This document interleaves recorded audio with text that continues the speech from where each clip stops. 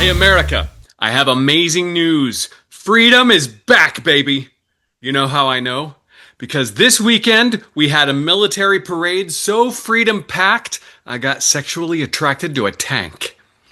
While millions of regular folks marched out in the streets holding what I assume were balloon festivals, the president, bless his heart, was leading a majestic, extremely humble, completely normal military tribute to himself down the streets of D.C. Listen, I don't mean to get emotional here, but when I saw that tank rolling past the Washington Monument with Lee Greenwood playing in the background and a bald eagle fainting from joy, I broke down in tears.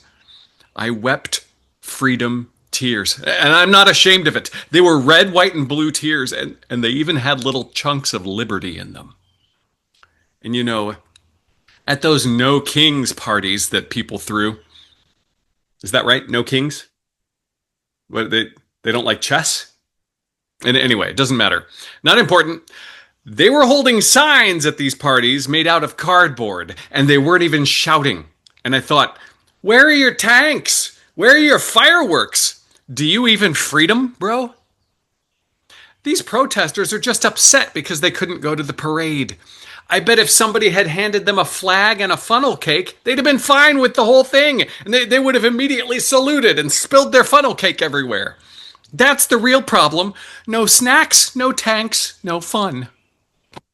At the parade, though, oh man, we had jets, fireworks. I'm pretty sure I saw a horse transformer wearing a tactical vest, and the president slumping majestically, definitely not trying to look like a dictator, just showing off the military might of our country and totally not borrowing that idea from Russia.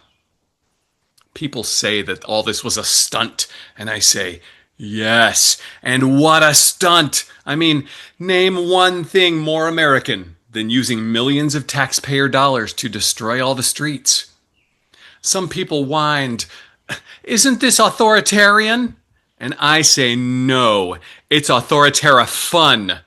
There's a big difference. I do have one suggestion for the president's next birthday party. Can we please have more missiles next year? The only thing I really missed was seeing a line of hundreds of semi-erect missiles taunting me as they slowly drive past. Now that is freedom you can feel in your jeans.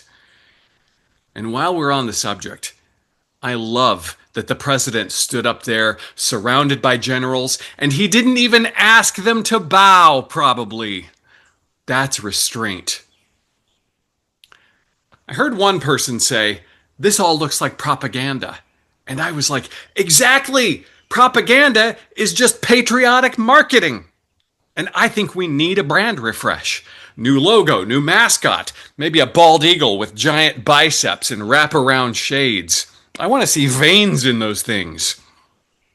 The biceps, not the shades. Folks, it's time we stop worrying about norms and precedents and start focusing on what really matters.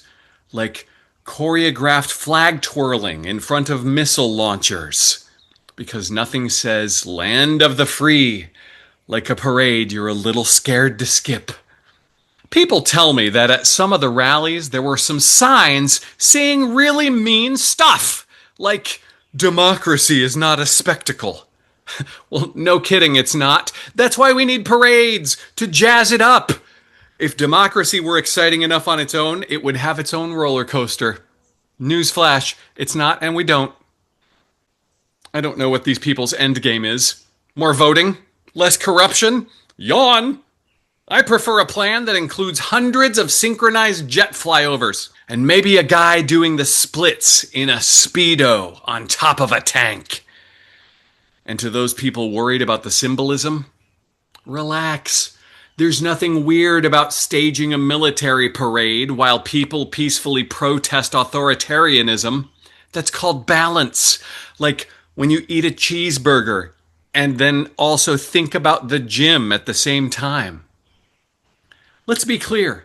Democracy won the weekend, not because of marches or civic engagement or discussions about power. No. Democracy won because a former reality show host stood in front of a bunch of military guys and said, "Look at me." And I did, and I felt safe. I'm Brick Falcone, and if loving tanks is wrong, I don't want to be right. Let freedom ring, preferably in the form of a never-ending convoy of super thick missiles.